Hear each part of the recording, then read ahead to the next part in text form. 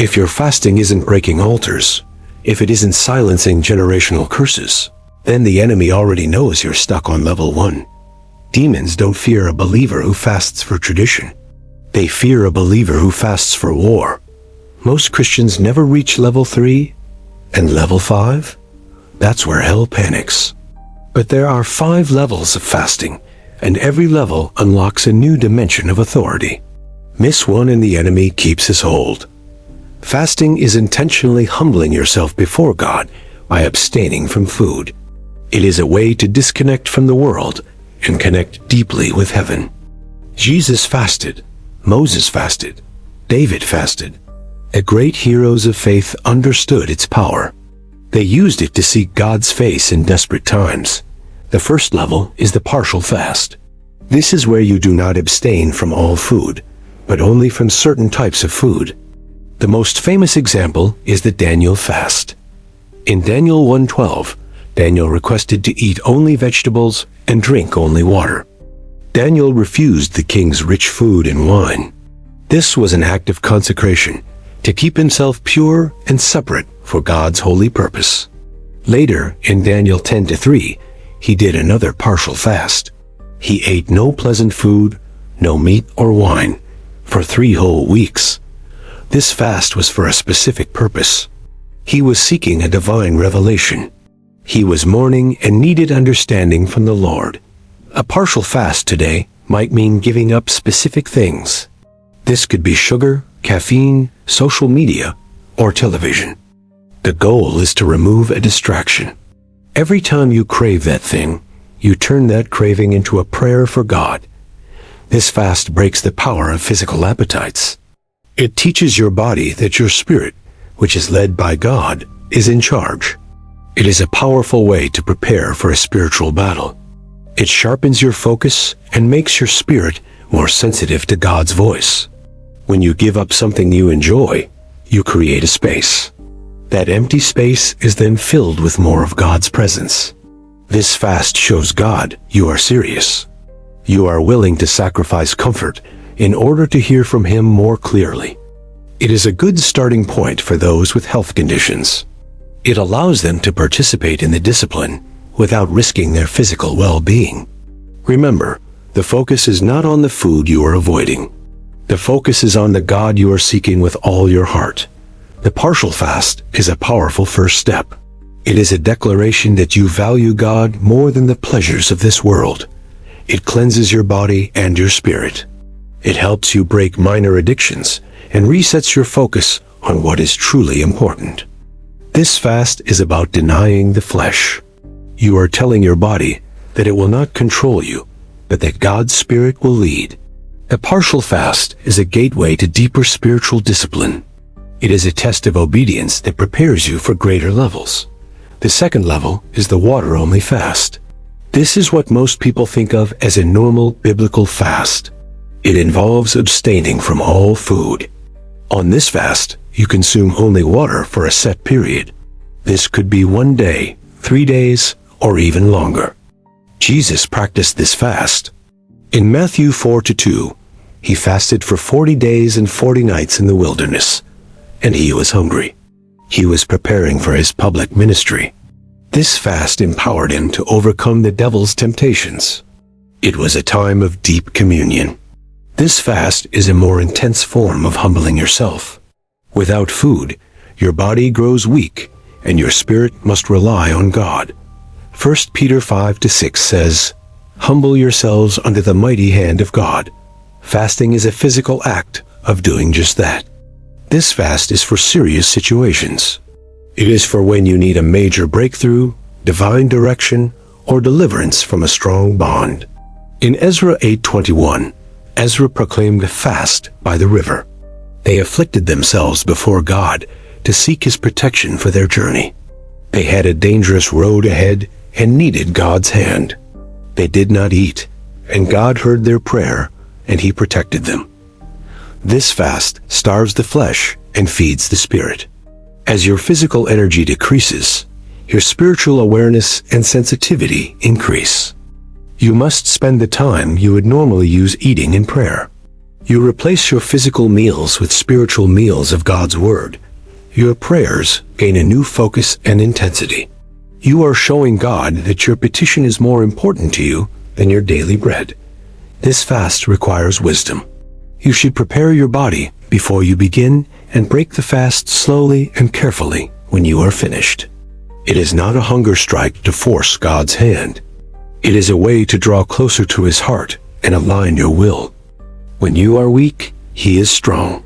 2 Corinthians 12:9 says His power is made perfect in weakness. Fasting proves this truth. This fast is a deep weapon against spiritual enemies. Jesus said some demons only come out by prayer and fasting. In Matthew 17:21, it shows a desperation for God. You are saying that you need Him more than you need food itself. This honors Him greatly. The water-only fast is a profound sacrifice. It brings clarity, breakthrough, and a deep intimacy with the Lord that cannot be found otherwise. The third level is the absolute fast. This is the most extreme form of fasting. It involves consuming no food and no water. This fast is never to be undertaken lightly. It is a supernatural fast for truly desperate life or death situations. It is extremely rare. You should not attempt an absolute fast for long periods. The human body cannot survive long without water. This is a critical warning. In the Bible, this fast was only done for short periods. Or it was done under a supernatural grace from God Himself. In Esther 4:16, Queen Esther called for an absolute fast. She told her people, "Do not eat or drink for 3 days." Her entire nation was facing annihilation. The situation was completely hopeless. It required a desperate, radical response to change the king's heart. This fast was an act of total surrender. They were putting their very lives on the line, trusting God for a miracle. God honored their desperation. He heard their cry, and He gave Esther favor, completely turning the situation around and saving her people. Another example is Moses. In Deuteronomy 9:9, he was on Mount Sinai. He was there 40 days, eating no bread and drinking no water. This was a purely supernatural fast. Moses was in the direct physical presence of God. God's glory sustained him in a way food could not. No person should attempt a 40-day, absolute fast. That is not a model for us, but a demonstration of God's sustaining glory.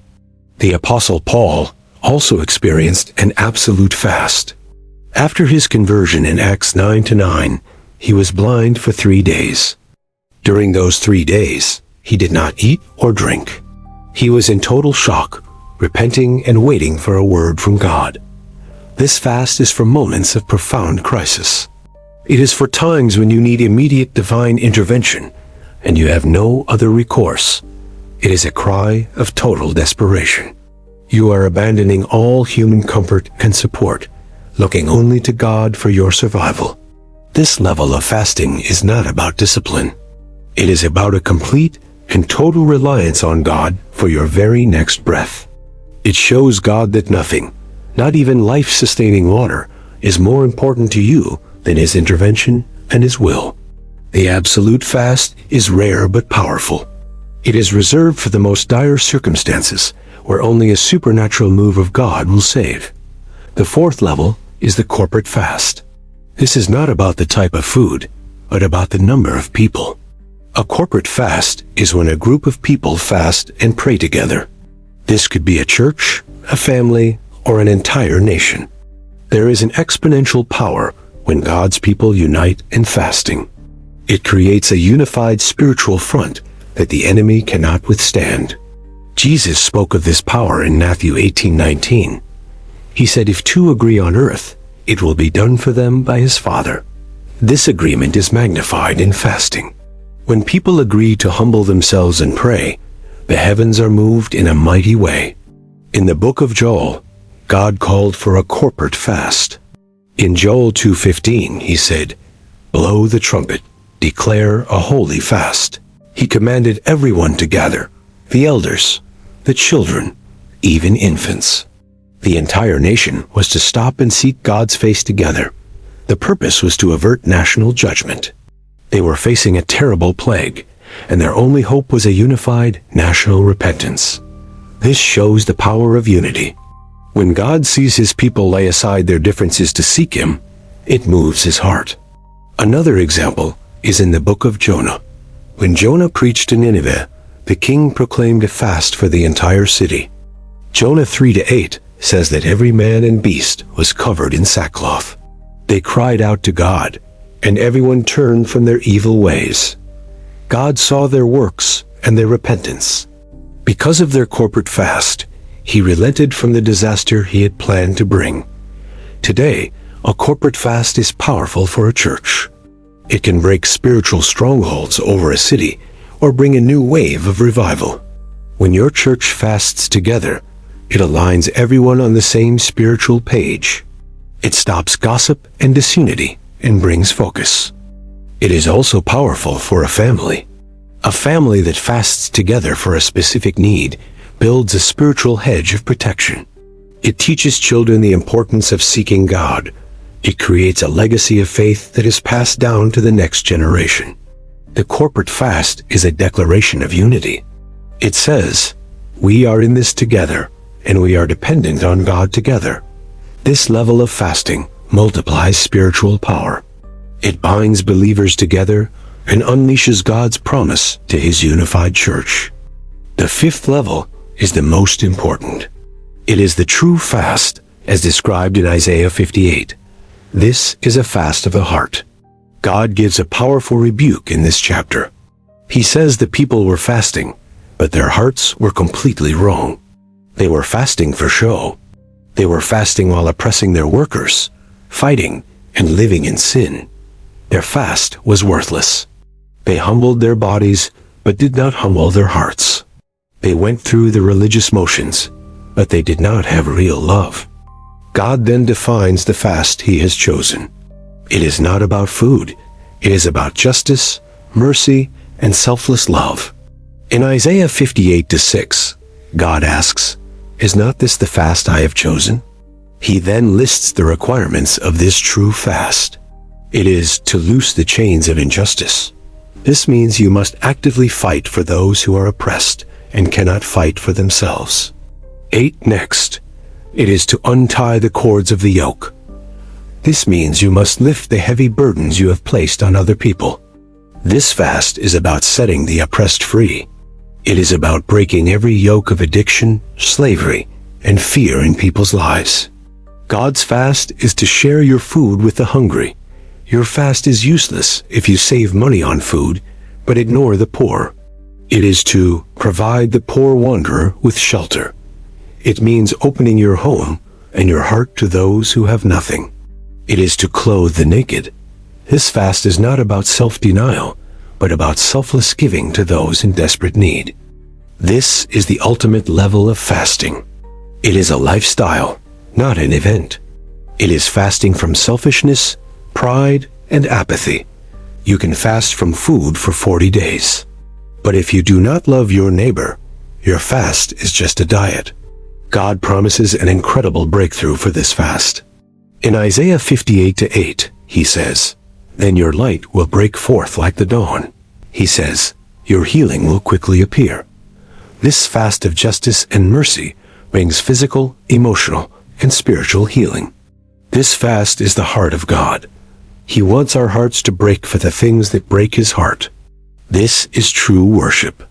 All other levels of fasting are designed to lead you to this one. They empty you of self so you can be full of his love. Fasting is a powerful, multifaceted tool. It begins with simple discipline, like a partial fast, to build your spiritual muscles.